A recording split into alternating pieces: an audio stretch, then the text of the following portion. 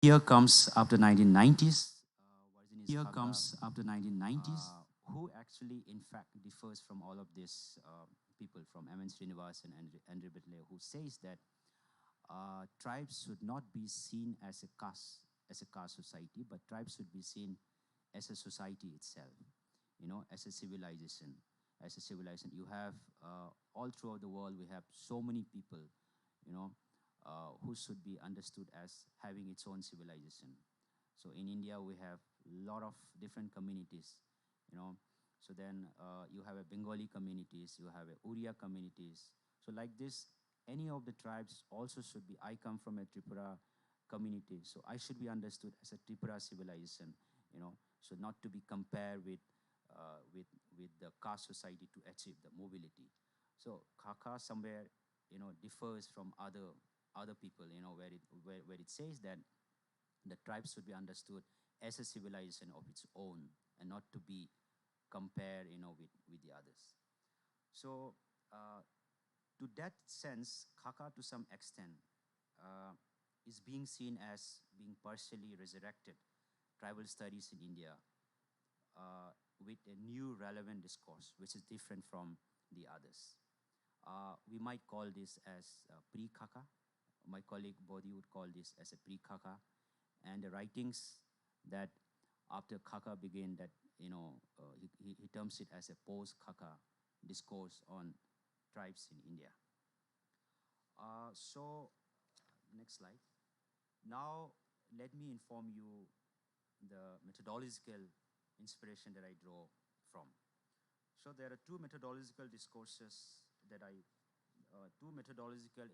that I draw from. One is from decolonizing ethnography, and the other one is indigenous methodology. So, there is a famous, I will give you an anecdote. In 1955, There is an anthropologist named called Moray Charles Groves, an Australian anthropologist, encountered a young man during his fieldwork in Port Moresby. And the following conversation took place between them. And let me quote, uh, the boy told to this anthropologist saying, "Excuse me, sir, are you an anthropologist? You have presumably read Malinowski," he added. "Then, sir, you may be interested to know that Malinowski was in error."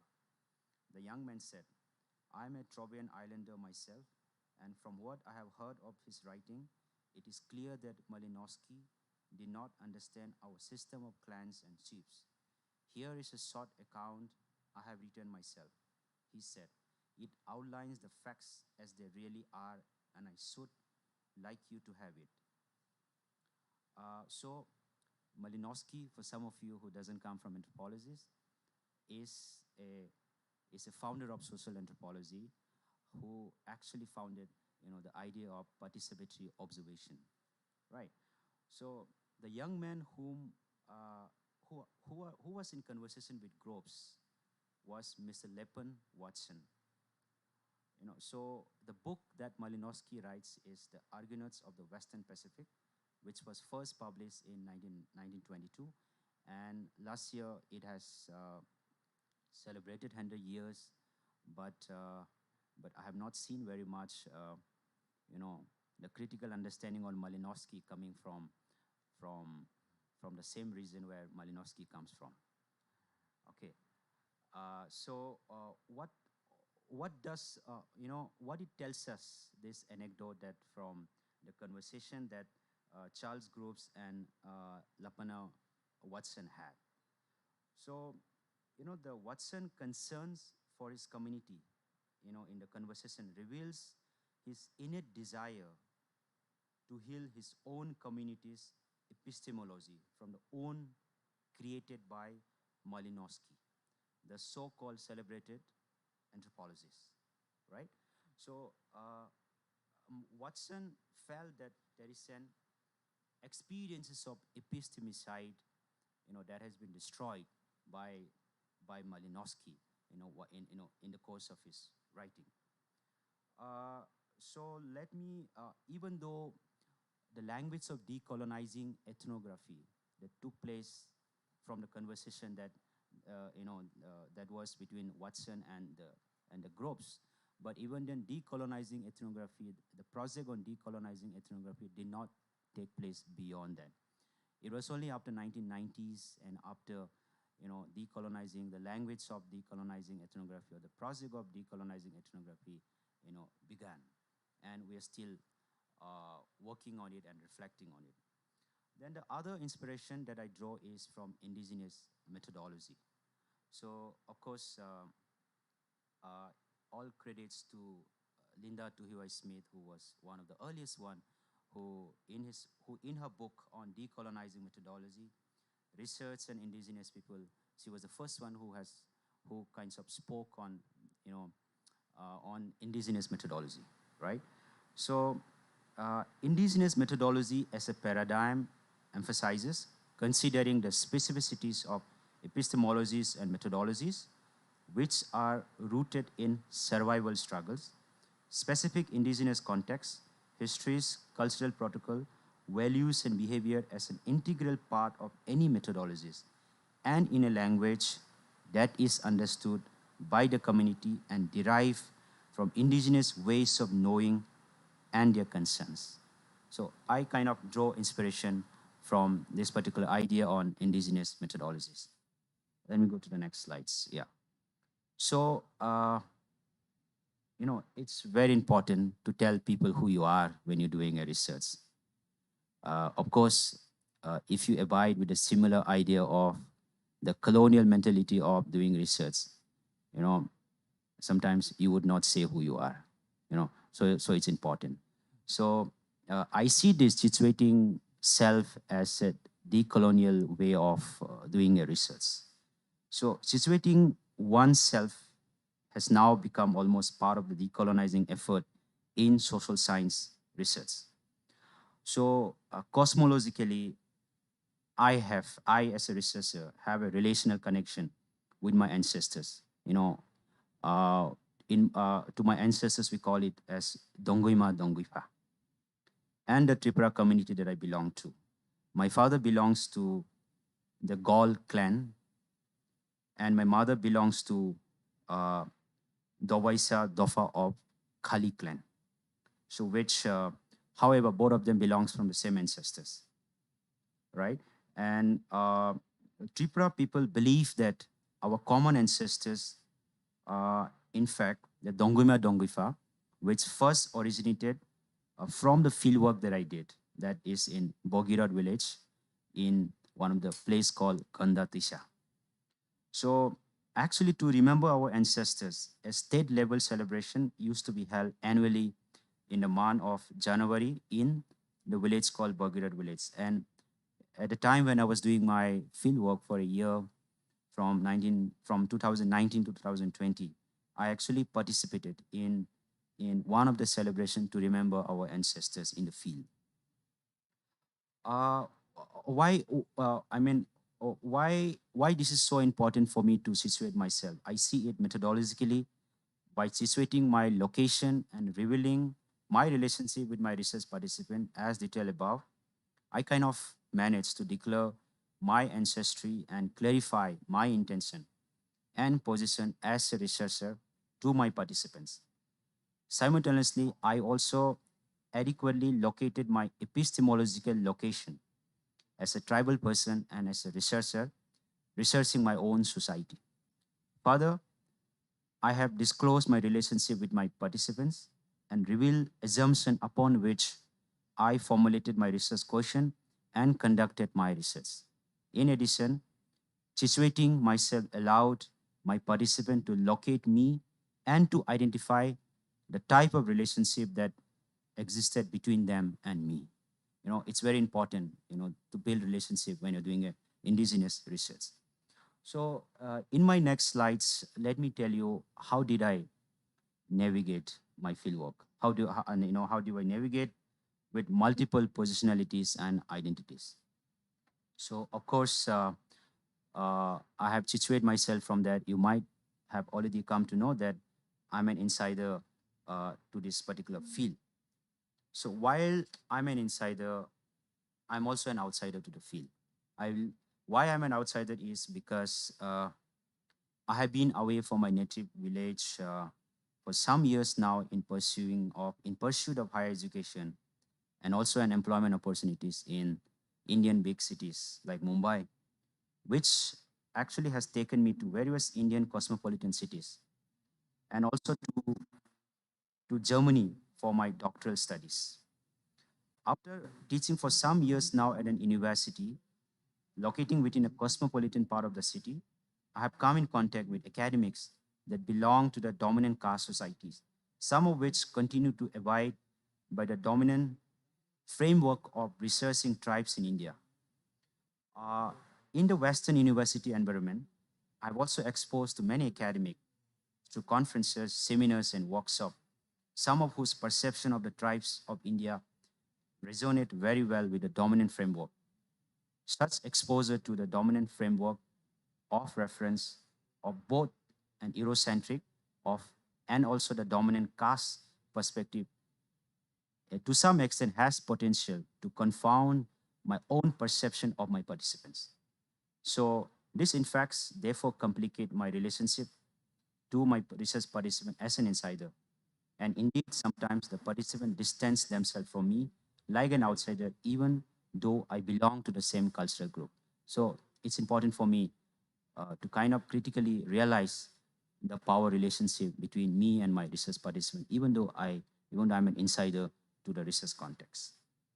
So while I'm an insider, also as an outsider, so I also call it like as a space in between, because in fact, in the beginning when I was in the field, I thought that the community would easily consider me as an insider for the fact that I belong from a nearest district, nearest village, nearest area districts. So, but however, while encountering with the communities, so people in fact uh, took me as an outsider for the fact that I'm doing PhD in Germany and as well as working in Mumbai, and so I kind of have to uh, speak to speak to the community, build relationships, yeah, and started talking about my relationship with with the people, and also the relationship with my parents and our common ancestors. So actually, when we spoke about our common ancestors, that is the time also I speak the same language that my research participant speaks. So that kind of brought a comfort between me and the research participants as an insider in a later time. So it is the community or your participants who kind of recognize you whether you are an insider or an outsider. So whether you're an insider or an outsider, it's a kind of an uh, negotiated identity at a time when you are in the field, right? But of course, as an indigenous person, you kind of embody that indigeneity within you. So therefore, it also always differs from a non-indigenous in this sense. Uh, in the next slides, let me now discuss you on the many ways of doing ethnography, which while I was in the field, I kind of try to experience in different ways. So the first methodology that I got engaged is the conversational method. So while I was in the field, I was often reflecting and asking questions to myself. How will I make my participants feel part of my fieldwork study process? Then how can I engage them from the traditional, differently from the traditional practice of conducting an interview, as it would require sitting in front of the participants and expecting them to answer the question that I would pose to them. I refer here to a style of interview known as the doxastic model, where an interviewer asks questions and the interview is then expected to answer all of that without engaging in dialogue and deliberation. So, uh, therefore, uh, often while I was having, there was a situation when I tried to fix an interview with the youths. Then actually, the youths in the village thought that I'm going to interview them for a job. You know, yeah. So then I in fact, but I could of course understand the contextual reality of the place because many of them were waiting for the jobs, for the government jobs. So I had to tell them that I am not a government person who has come there to interview them for a job, but for a research. So so then I kind of innovatively, as an opposed to the doxatic model of interview, I kind of develop an innovative alternative method known as the conversational method. So in this conversational method, I follow an a style of conversation like almost like an oral story, for the fact that many of the indigenous community that I'm talking about in my field, oral story is part of their life and it's something which is congruent to their everyday practices and everyday activities. So it kind of uh, it was a spontaneous way of having a conversation with communities while I was in the field. So then the second one is, I would call it as, in deferred to like participatory observation, I would call it as engaged observation, in my field. So, so engaged observation is based on the philosophical understanding that social reality is fundamentally diverse and its multiple constituents are in perpetual dialogue. Any attempt to forcefully homogenize social realities or overgeneralize them amounts to epistemic violence. Therefore, attempting to understand such realities involves engaging with the communities not as a lonely external observer, but as an engaged observer. Okay? So, unlike the detached observer, whose purpose rests on the ideals of objectivity, I approach my research as an engaged participant or an observer. So, uh, So I kind of, if somebody is a detached observer, so it will look into doing research from a universal particular framework of doing research where its sole objective is a binary between objectivity and the subjectivity, the object and the subject. But for someone, for me, who is also an insider, you know, I call it as an engaged observer because it is also the conversation between the subject to subject, for the fact that I embodied an indigenous myself, you know. So, yeah, so therefore, uh, what effects to the community from the research that I've conducted also affects me, you know. Uh, it's a privilege for many colonial ethnographer, just to go there and exit formally. But for someone who is an insider to the field, it's impossible for me to exit formally, even though if I complete my research, I have to go back to my village and be answerable to the people, with whom I have spoken. And if it affects to the community, also affects to me for the fact that I belong to the same community, So I have to be doubly responsible and sensitive. So the third method that I have used in the field is sitting around the fire. You know, so uh, often we call it as focus group discussion. Where people sit down and have discussion and a conversation. And we also call it in an from a decolonizing research, we also call it as a talking circle, or there are also people who call it as circle meeting like this. So this is so when I was in the field, like yesterday, I was talking about the community that I was talking to the people was most of them were most of them practices shifting cultivation, and so it's often very difficult to meet them regularly because they travel in the cultivation around the morning 4 a.m. and comes back, you know, late evening. So the only time that I could meet them is in the late evening or the night or probably the early morning. So, but I resist to meet early morning because I would disturb them from them going to the cultivation.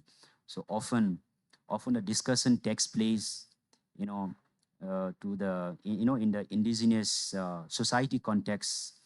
Fire is very sacred, fire.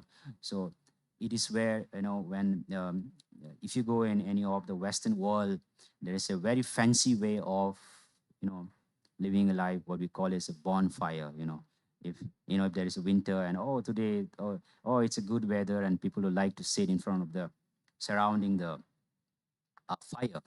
But but surrounding the fire in the tribal society is very emotional, and it's very sacred, and it's an everyday practices, especially during the winter time.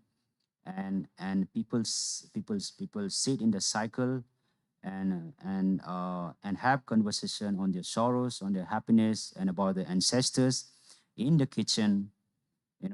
Also, during the evening in the winter, the fire would be burned, and all of us sit down together, and that's the conversation that happens. So then what I took this, I call this a sitting around the fire because most of the discussion that I had with the people was sitting around the fire like this, sitting around the fire while they would be sitting down, and I also sit with them, and we discuss about, on different issues and topics about the ancestors, and that is how I kind of develop my methods and methodologies, approaches. So I call this as sitting around the fire. So by sitting around the fire, what exactly it did was it kind of minimized the potential power relationship, between me and the and the participants. Also the kind of conversation that I had with the participants happens to be very spontaneous, and we doesn't when you say somebody, I'm going to interview to you today, you know you would come prepared, and you would sometimes feel little burden, that I really have to speak today. So today I was preparing for my lecture for this morning, and I was a little conscious that I have to speak something sense. So then when I sitting around the fire, people does not need to be conscious about what they need to speak to me. So it's about speaking about your life, about your everyday life. So that's how I have developed my methods. And let me go to my last slides. This is reflexivity. So I call this critical reflexivity as a key to indigenous research, or an alternative ways to reflexivity within ethnography research. So, uh, often in sociology and anthropology, there is a discussion on insider and the outsider, right? So, in my study, I kind of go beyond this particular strict boundary between insider and outsider. Exactly like what Dr. Pasang also said, that we need a solidarity between an insider and outsider. So neither an insider and outsider, all should be considered as capable of conducting indigenous research. However, with an aim to decolonize, research. So, like I said, either an insider or an outsider, it is negotiated, throughout your research process, and there's a constant, uh, there needs to be constant solidarity and engagement, both with the insider and outsider, as indigenous study should not be paradigmatically monopoly. It should not be only by an insider or an outsider. So, from my observation on doing research on tribes in India, uh, essentially you know, I observe two things. One very important, as anybody who does who conducts research on tribes in India, which is contextually related. One is anybody who does research on tribes in India should be able to first decolonize their mind, and second is to decast themselves. So let me tell you what I mean to be called as decolonizing the researcher's mind. So by decolonizing the researcher's mind, I refer here to the need to reject the old universal particular frame of reference and instead perceive social realities as plural, or, or recognize the potential for many ways of doing within a pluriverse of societies. In other words, it means a refusal to perceive tribal people with the same colonial frame of reference. That is, I refer here the dominant ethnography gaze. And by decast, I refer here to the urgent need of dominant caste researcher to decast the very frame of reference and position or perceive tribal studies as diverse, capable, and equal, like with other societies. So when one refuses in the Indian context to decast, but still continues to take part in the knowledge enterprise by theorizing on tribal people, a researcher's perspective then is no different from the earlier so-called ethnographers or social anthropologists who actually perceive tribes as either backward or primitive. So similar to like Kaka and the others, I also argue that tribal societies are in a constant process of transformation in India, and they should be treated like any other society. And therefore, dominant caste epistemology cannot be a premise in understanding a non-caste epistemology like the tribal society in India. I also emphasize in this particular presentation that uh, research with tribal people in India can be led to their emancipation or becomes morally ethical only when it attempts to undo the tribal epistemicide or the historical pain meted out by both the colonial ethnographers and the dominant caste ethnographers, and pursue with the goal of epistemological healing as an alternative leap approach from the periphery. So I think I've spoken lots and I close my presentation here. Thank you so much.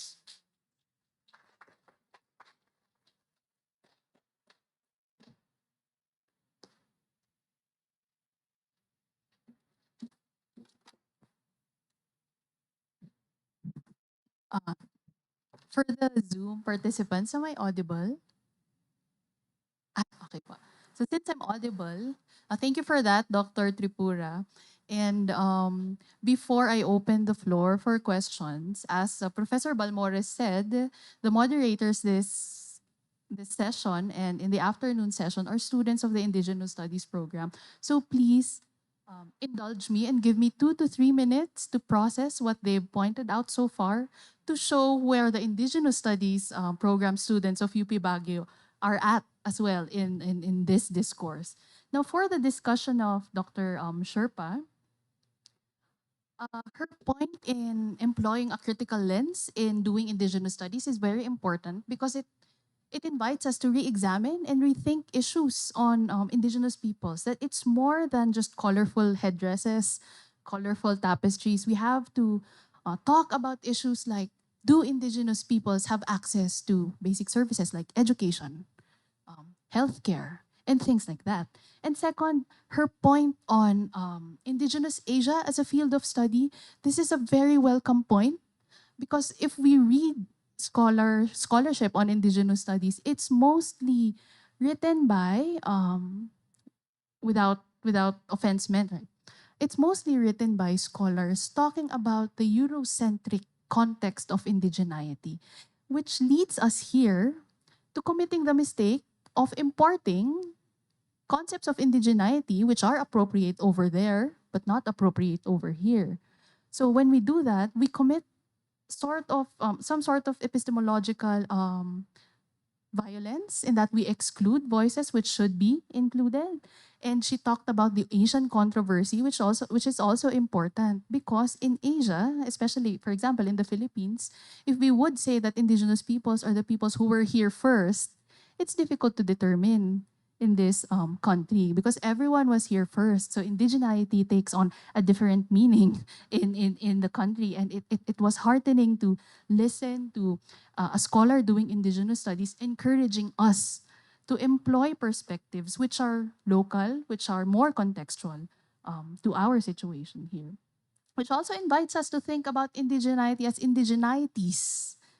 Because we say Indigenous peoples and not Indigenous people, maybe it would be nice to say indigenities because indigeneity means different things in different contexts. As we say, it's place-based.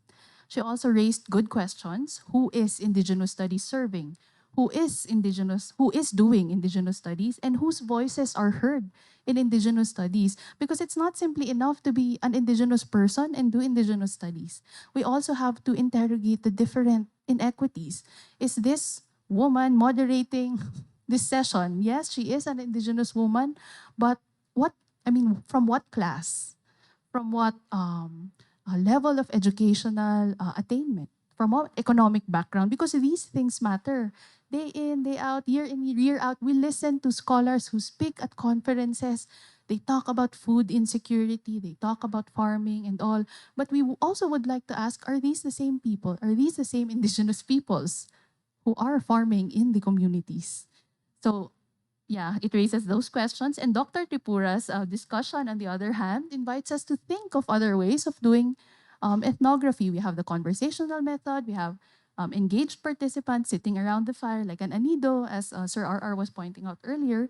And he points out that it does make a difference if it's an Indigenous person doing it. Why? Because as he cited, Sean Wilson says that research is a ceremony. Research is a circle. Indigenous lifeways go in circles. So there has to be an alignment with between and among epistemology, ontology, axiology, and those things. So I gather that was the point you were raising. And then he also pointed out the importance of looking at methodologies. We talk about decolonizing methodologies, and then we talk about indigenous research methodologies, which points us to the questions. If we try to apply this to the context of the Philippines, he presented us the context of India. If we try to apply this to the context of the Philippines, we ask, is it truly possible to decolonize in the Philippines where indigeneity is as much a product of colonialism as it is a resistance to it? I would also always say, if you have your 3-in-1 coffee, you have their coffee, creamer, and sugar. And we say we want to do away with the Eurocentric elements here in the Philippines. How would we do that when in many indigenous communities in the Philippines, elements of quote-unquote Western culture have been co-opted and re-articulated by indigenous peoples in their own ways of doing, being, and knowing. And that's why Dr. Tripura's discussion was very enlightening because he shows us that this is how we do it in India, and we can gather lessons from that. He also asks difficult questions like, who can use indigenous research methodologies? Is it possible for quote unquote outsiders to do the conversational method? Is it possible for people who have stayed in communities who are not from the communities but have mastered the language, who have adopted the ways of life? Is it possible for them to do indigenous research? So he asks those difficult questions. And to which we would like to add, is academia ready to accept these changes that we want to introduce? Because it's one thing to employ, and I'm sure later he would have insights on this. It's one thing to say that we have to use indigenous research methodologies, but it's another to see if academia is going to accept it. And finally, his point on critical reflexivity is very important because he invites us to think of our role as researchers in the research process. Gone are the days when we would say that the researchers do not, as Jules Derat, um, another anthropologist would say, contaminate the field. And we mean contamination not in the negative sense, but contamination in the sense that we bring with us our personal endowments when we go to the field. So I got those are what I gathered from the two discussions, and both emphasize that there are many meanings of decolonization and indigenization. It can mean land back, it can mean community collaboration, it can mean IP-led research. It depends on the context of the community. And that finally, having an IS program itself is a political act because it's one thing, again, to have an Indigenous Studies program. It's another to produce students who adopt Indigenous ways of knowing, because we can produce as many students as we can. But as the two speakers have pointed out, it's a different thing to produce students who actually recenter and privilege Indigenous ways of knowing. Now, with that said, because I also wanted to show that what we in this Indigenous Studies program are also talking about, with that said, we now open the floor for questions from the on-site participants and from the Zoom participants.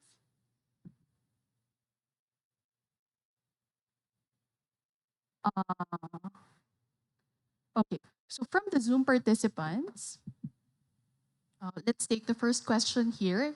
Whoever between Dr. Sherpa or Dr. Tripura would like to answer. If I am to take a study on Indigenous peoples, should I aim for a study that will contribute to policymaking rather than expanding knowledge about their culture? Would you like to answer, Dr. Tripura?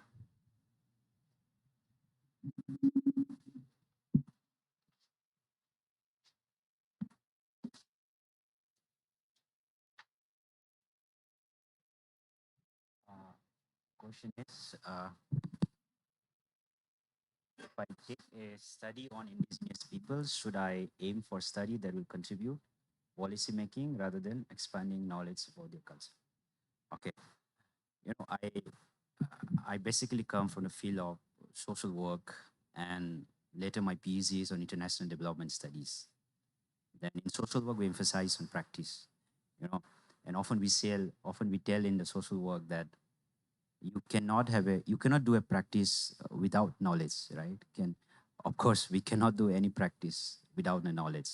So in the same way, we cannot uh, have a policy without a knowledge.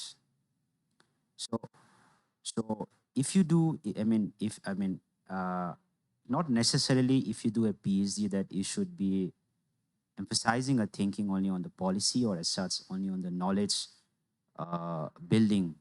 But however, the fact that you're engaging on PhD itself is that you are engaging on the knowledge production.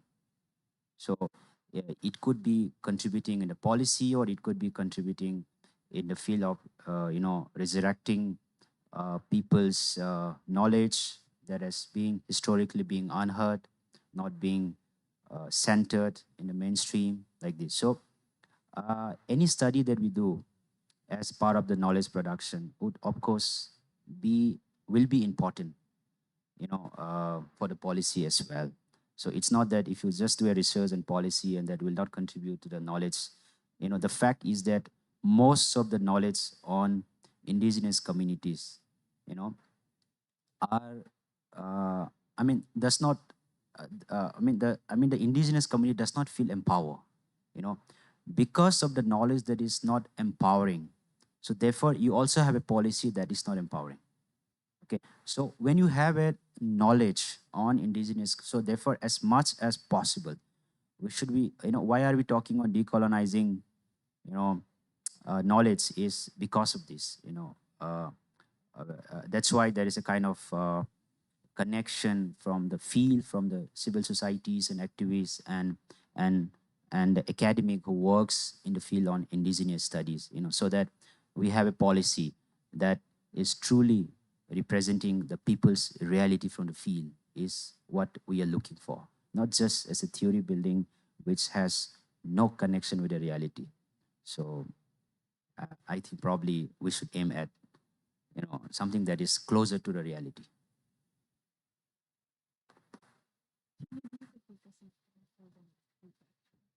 Uh, Dr. Sherpa, would you like to also answer that question? Completely agree with Dr. Tripura. So I don't feel like I need to add more. So maybe we can move to the next question. I completely agree and I second everything Dr. Tripura just said. Thank you.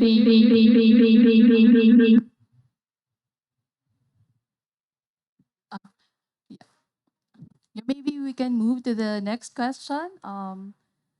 Good day from Deborah. I would like to ask what kind of efforts do you, perhaps in your universities, pursue to empower or provide opportunities to Indigenous scholars?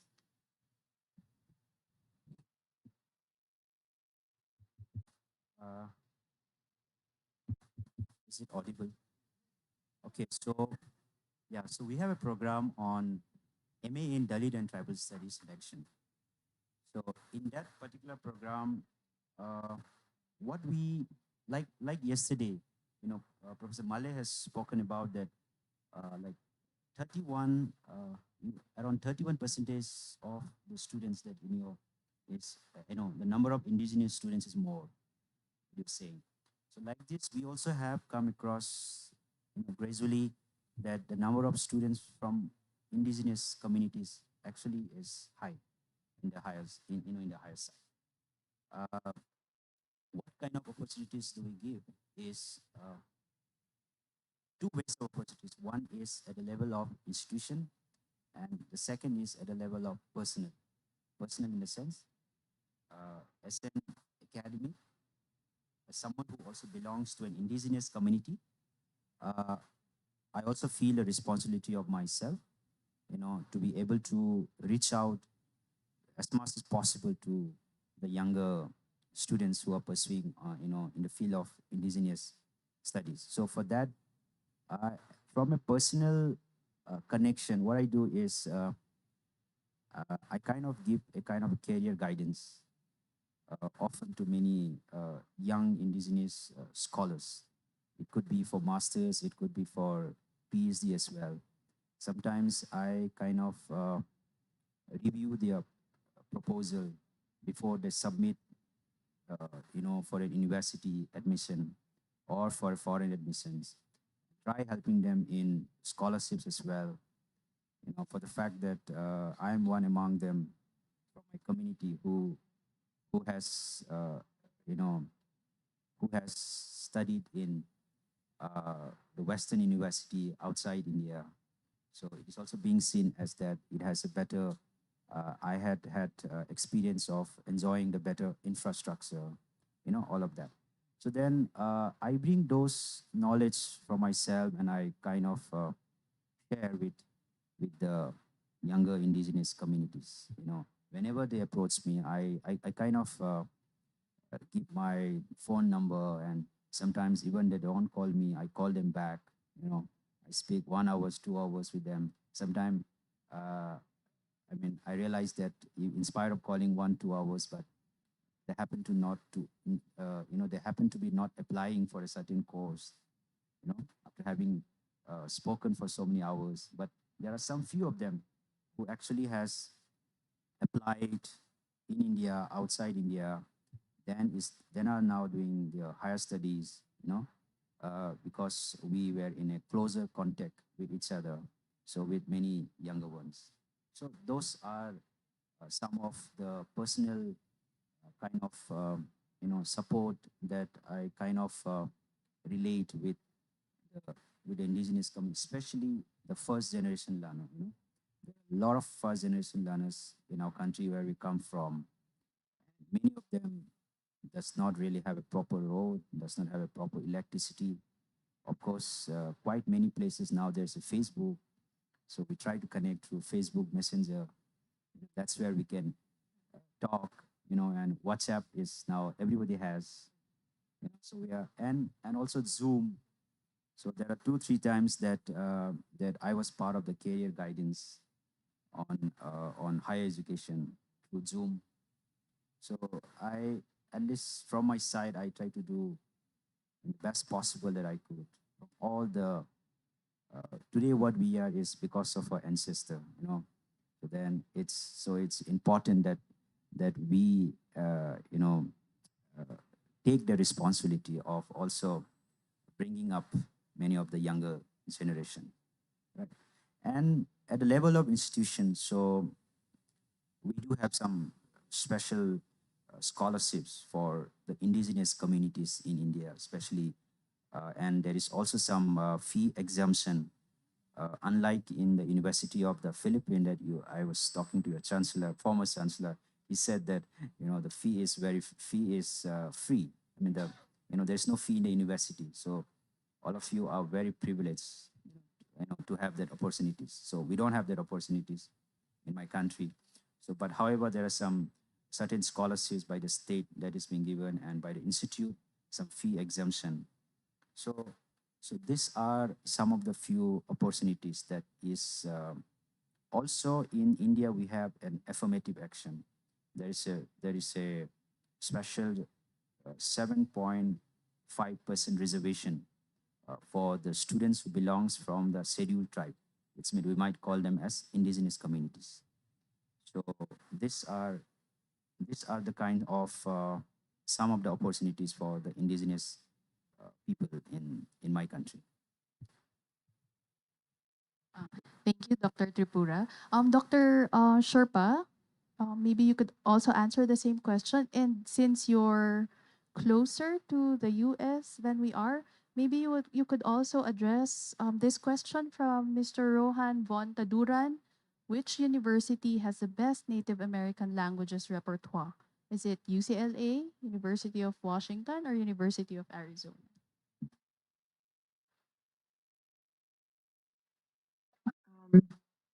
Thank you so much. Let me start with the second question first. I think each of these universities have different strengths and qualities.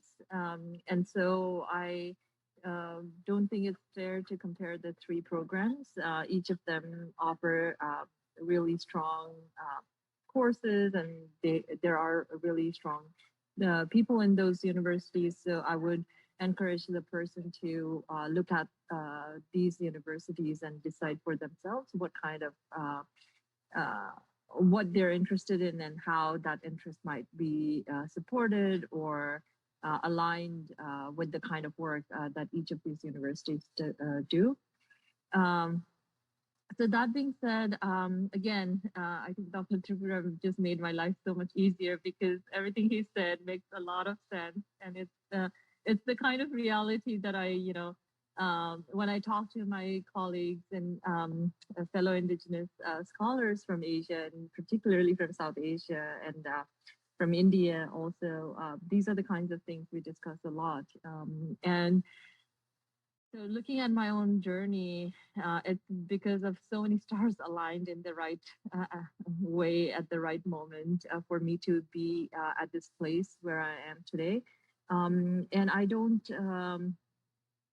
want to glorify the path I've taken to get to this point because what based on just my presentation, what the audience might not know about is that for the past 5 years, before I got this position, I actually did not have a full-time position. And that was directly a result of a very abusive, toxic work environment I had to experience as a young, fresh PhD person at a postdoc research, postdoctoral fellowship.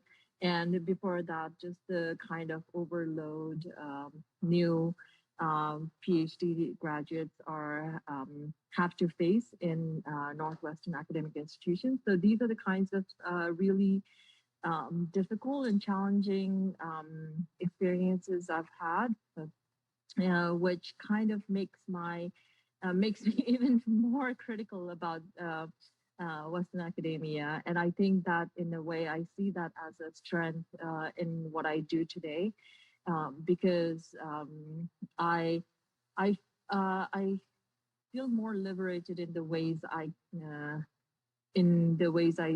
teach, the ways I research, and I'm unapologetic about centering Indigenous worldviews and really promoting Indigenous scholarship and Indigenous leadership. So that is kind of what how my experience have been. And again, I did not go to the best universities. I did not go to the top colleges, and so and I came to the United States as an international student and supporting my education myself because it's not something my family can support. So the reason why I'm sharing all of this is, I think, because I think a lot of Indigenous people, Indigenous students and professionals, young professionals, are coming from backgrounds that are not privileged, and also and especially coming from backgrounds where they do not have role models or mentors that can guide them to further build their career. And in many cases, the Indigenous leaders and scholars themselves might be the role models for the next generation. And so there's this, the reality that we're facing is quite challenging when you focus on those kinds of difficult situation that we come from. But at the same time, what I would recommend and what I try to emphasize for my students is really to focus on all of those who have allowed and who have made the path possible for us to even reach here. And that's why, again, I think it's so important to think about this present gathering and recognize the significance of this gathering. The fact that we are having this conversation hosted by the University of Philippines, Baguio, and supported by three different institutions, I think, and three different institutions that are Indigenous led or Indigenous focused. I think this in itself is such a major accomplishment. And I think focusing on that, not as a way to forget our challenges, but really as sources to gain energy from, is the way I would say. And the reality of Indigenous person today really, I think, is that you have to do multiple things, So in my case, the way I see it is just, I'm trained in anthropology, but for me, anthropology as an academic discipline alone is just not sufficient. I have to also study reports by glaciologists. I have to study reports by physical scientists, and these are the kind. And I need to do that because the environmental changes that are causing, major effects in the Everest region, Kumbu, where I'm from, just makes us realize how the challenges are greater than what we see in front of us, and how it's really important to be inviting and welcoming of the support and solidarities we can get from anywhere, and really also offering ourselves as mediums to support each other and to build solidarity. I think it's so important. So everything Dr. Tripura said, and just this extra bonus, extra response from my side. Thank you. Thank you. Now, before we go to the specific questions, maybe we could consolidate general questions so we could address as more questions as possible. There are two related questions on results. It's on first, what do you do with the results of your studies? And second, how do you amplify the results of your studies? So maybe Dr. Tripura would go first and then Dr. Sherpa next. See, as an academic, we should be able to connect with the people. I mean, with the community that we have been doing this.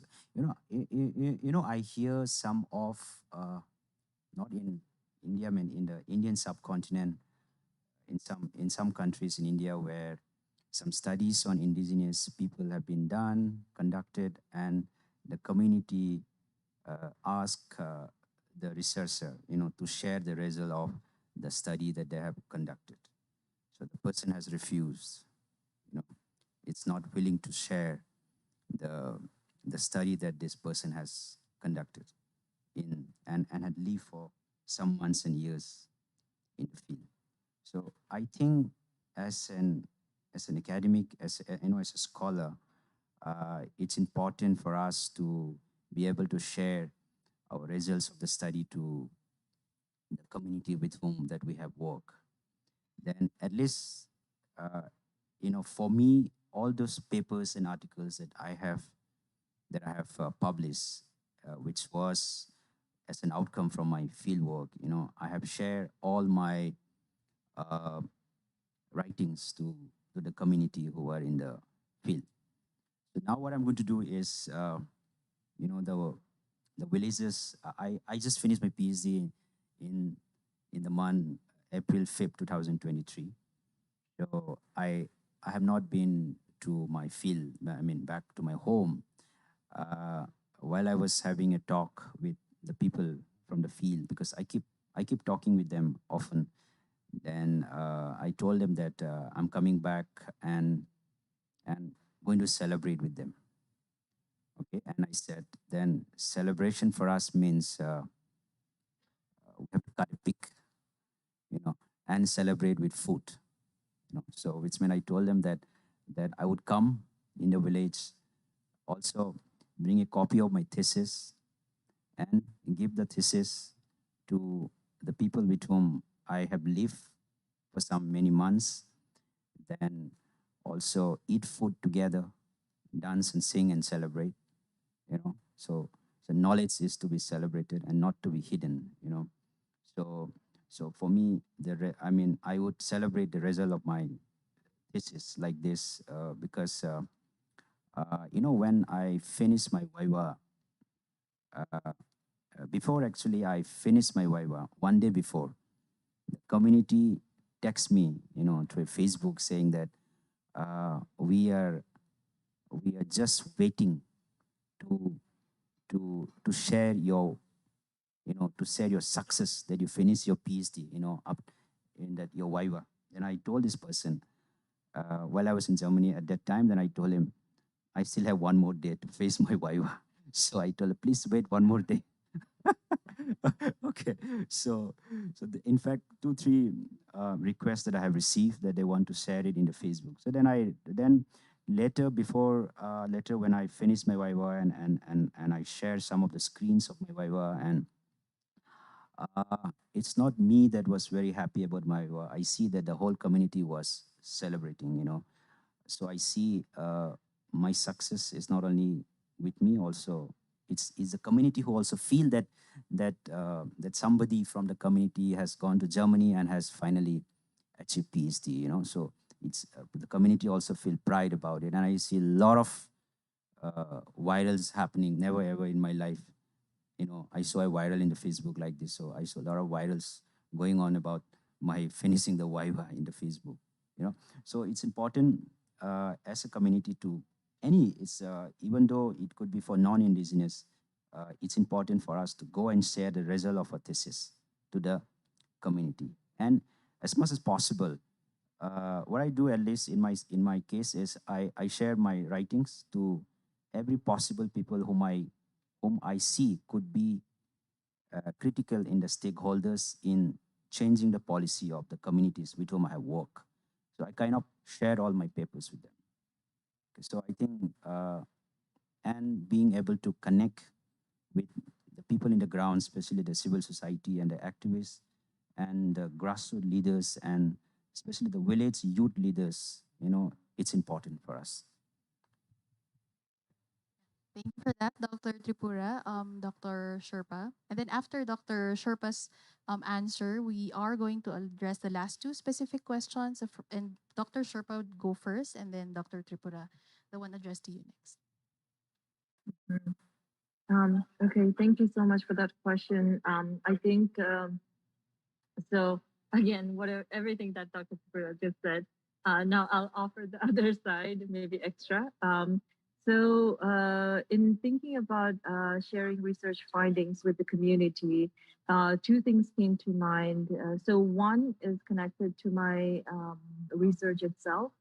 So one of the things I did for my doctoral research was look at how different NGOs, different institutions, governmental and non-governmental institutions have responded to climate change effects in the Everest region and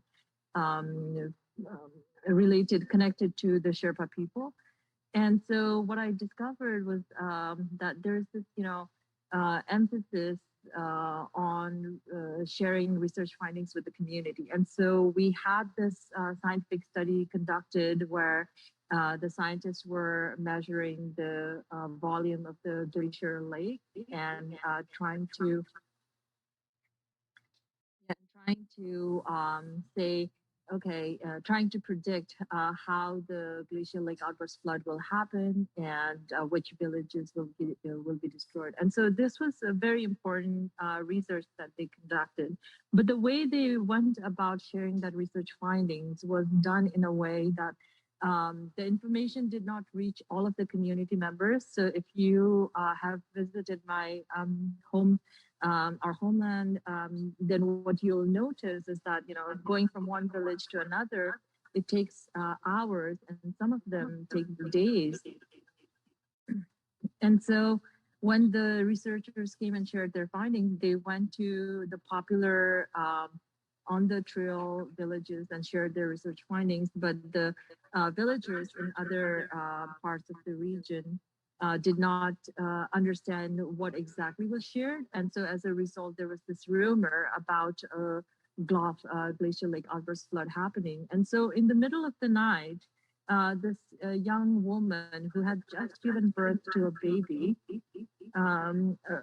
ran away from her home because she thought there was going to be a flood. And now, as a mother myself, I so now as a mother myself, I know what the initial few days is like after giving birth. And so for this young mother to run away from her home, thinking that her life and her child's life is at risk, and that incident really put not just that incident actually really put the mother and the child at risk of real danger and real putting them at the line of possible death, even due to cold and wet night. And so all of this was happening in the middle of the night. And so that's the other side of research sharing that I think also needs to be paid attention to.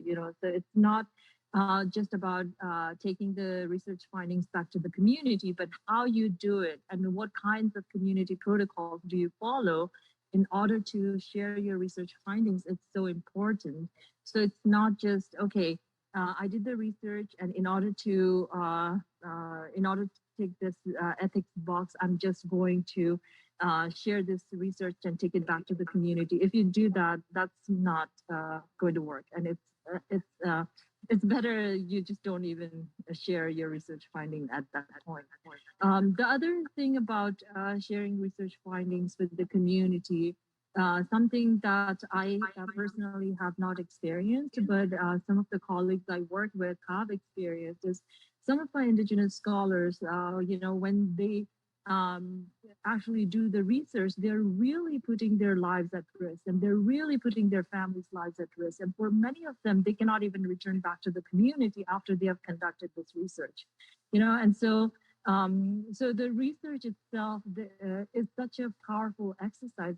Can be such a powerful political tool, and also can be seen as a very risky business, because once you for in some cases, for some people, the fact that they embrace indigeneity, they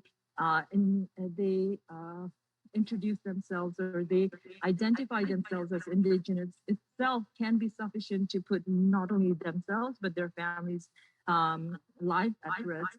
And so these are the kinds of challenges, security challenges, that I think we also need to be sensitive to, and pay attention to when we are encouraging our fellow Indigenous colleagues and scholars to do the research. And so not just thinking about, like, really trying to understand what's at stake when we do the research, but also what kind of support you and I can provide to our colleagues in order to make the important work possible.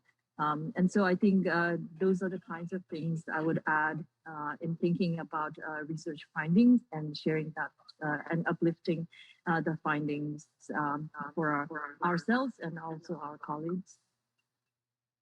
Okay, thank you, Dr. Sherpa. Now, before we go on our coffee break, let's address the two specific difficult yet important questions. First, for Dr. Pasangyang G. Sherpa, as an Indigenous person in a Western institution, how do you assess the receipt or response of your academic community to your scholarship initiatives? Have you ever felt that you were hired for diversity? Very good question. Thank you so much for asking. So I have to say I am in a very, very fortunate situation where uh, what my colleagues wanted when they created this position, Live Voice in Indigenous Asia, was exactly what I wanted to do. So that kind of overlap in research need at the university, but also what my research interest, that made a big difference um, in me finding a very receptive and generous community here at the university. But that being said, I also have to shine a light on the fact that even though I have found a home in critical indigenous studies, I have also experienced really frustrating situations in other academic spaces. In one of the academic conferences, I'm not going to name here, but I was invited as a discussant, but merely because of my last name and the fact that I am a woman. And so I checked all of the boxes of Indigenous woman from Nepal. And what was really interesting to me was because I thought, they wanted me to come and discuss on this particular topic because of my expertise. But every single time I started to open my mouth, I was interrupted by the organizer, and I was not even allowed to complete a single sentence. And that was a very interesting and eye-opening experience for me, because in that room on that day, and that room was fully packed with, all of the all of the senior scholars of climate change studies in the Himalayas, and environmental and cultural studies in the Himalayas, a lot of them. But in that room, that particular day, there was nobody else in that room who looked like me. And I think that is quite telling. And the fact that I could not even, and I was not even allowed to even finish a sentence, even though I was invited as a discussant and my name was on the program list, that for me was a big indicator of how somebody who looks like me gets treated in these spaces. And I'm sharing that experience today, and I share that experience publicly because I want other people who might be in a similar position in the future to know that they're not alone. Um, because when I experienced that, I did not have anyone around me who I could talk to and who I could really share this experience with, and so it stayed with me for years until I was able to even talk about it and make sense of it. So for me, I used that as a wake up call, but also as a way to raise awareness in terms of the kind of work that academic so called experts and academic spaces need to do. And for me, what is really sad about that experience is that not a single person, junior or senior, not a single person interrupted the organizer and said that was not fair. And so that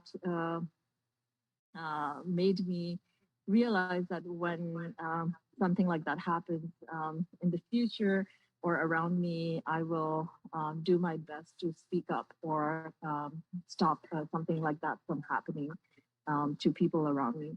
And so the last part of the question, where the question was asked, the person was asking if my hire here might be a diversity hire. I think it's a yes and a no.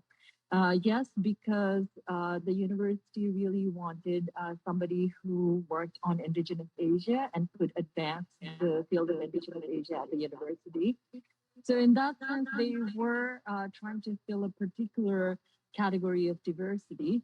But no, because the competition for this position was quite tough, and it was a very long, drawn-out process.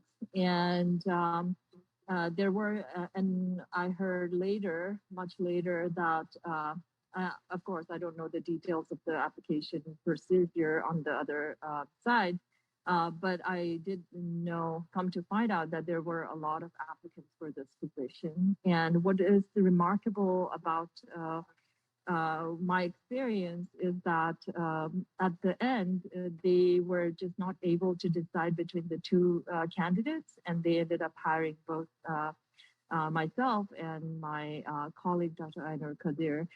So instead of one, they actually created another position to bring in two Indigenous scholars, which for me is the show of real commitment towards advancing Indigenous causes. So I'll stop there. Thank you so much. Okay, thank you for that sharing, Dr. Sherpa. It's something that we can learn a lot from. Now, I don't mean to colonize and take away the liberty of Dr. Tripura to answer the question, but in the interest of time, we have to go on a break first because there's another panel. These are all equally important comments and questions, and we wish we had the time and space to do all of that. But we do hope that you understand, especially for the Zoom participants. The participants who are here, we have the privilege of engaging Dr. Tripura over our break. So I hope we do understand, and thank you so much. We'll have our coffee break and then have the next panel. Lunch and snacks. Okay. And then we resume at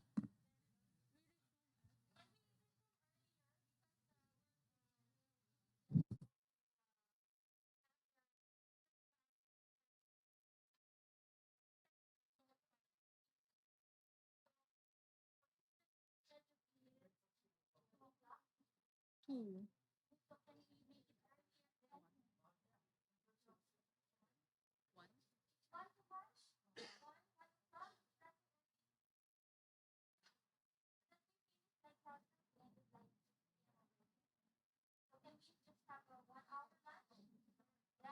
Okay.